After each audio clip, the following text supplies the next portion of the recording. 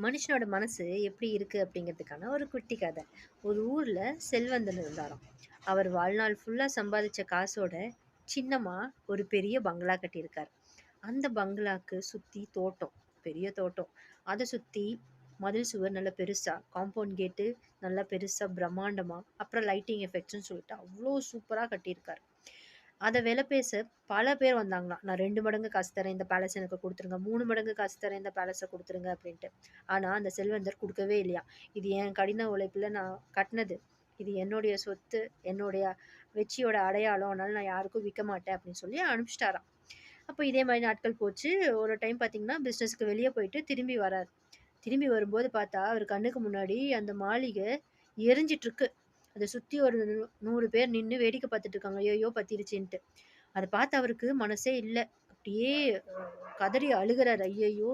என்னுடைய அடையாளம் போயிடுச்சே! நான் இத்தன நாள் கஷ்டப்பட்டு கட்டுன பில்டிங் போயிருச்சு, காசு போயிருச்சு, சொத்து போயிருச்சு அப்படின்னு சொல்லிட்டு ரொம்ப அப்படி வருந்தி அழுகுறாரு. அப்போ அவருடைய மூத்த பையன் வந்தானாம்.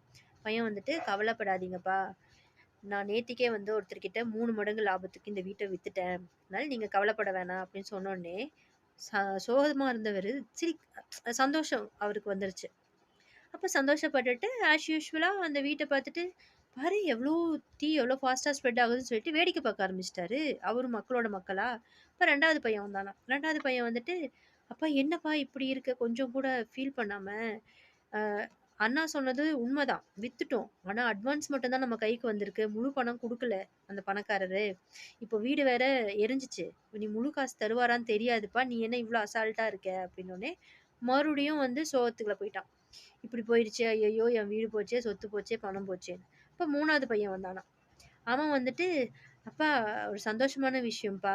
அந்த பணக்காரர் வந்து, நான் உங்ககிட்ட ஒப்பந்தம் பண்ணிட்டேன்ல, வாங்கிக்கிறேன்னு சொல்லிட்டேன்ல, அந்த வாக்குறுதிக்காக நான் வாங்கிக்கிறேன். வீடு எரிஞ்சே போனாலும் பரவால்ல, நான் வாங்கிக்கிறேன்" அப்படின்னு சொல்லி, முழு காசையும் தர்றக்கு சம்மதிச்சுட்டாருப்பா அப்படின்னு சொன்னோனே, அவனுக்கு ரொம்ப சந்தோஷம். துள்ளி குதிக்கிறாராம் அந்த வயசானவரு. அப்போ இதுல எல்லாத்துலயும் கவனிக்க வேண்டியது என்னன்னா, தீ ஒண்ணே தான், வீடு ஒண்ணே தான் இந்த எல்லா சிச்சுவேஷன்லயும். இழப்புங்கிறதும் ஒண்ணே தான். தான் வீடு அப்படின்னு வரும்போது, அவருக்கு சோகம் வந்துச்சு. ஐயோ! பணம் பறிபோகுதேன்னு. தன்னோட வீடு இல்ல அப்படிங்கும்போது சந்தோஷம் வந்துச்சு. ஏன்னா, அது நஷ்டம் அவருக்கு இல்ல, இன்னொருத்தங்களுக்கு தான் அப்படின்ட்டு. அப்போ இது மாறி மாறி வர்றது, அந்த தீனால கிடையாது. அந்த மனுஷனோட பற்று. அந்த பற்று வந்து அந்த சொத்து மேல, கட்டுன வீடு மேல இருக்க பற்று. ஸோ, மனுஷனோட சோகமும், மகிழ்ச்சியும் மனுஷன பொறுத்து கிடையாதுங்க. மனுஷன் கொண்டிருக்க பற்றுன்னு பொறுத்து.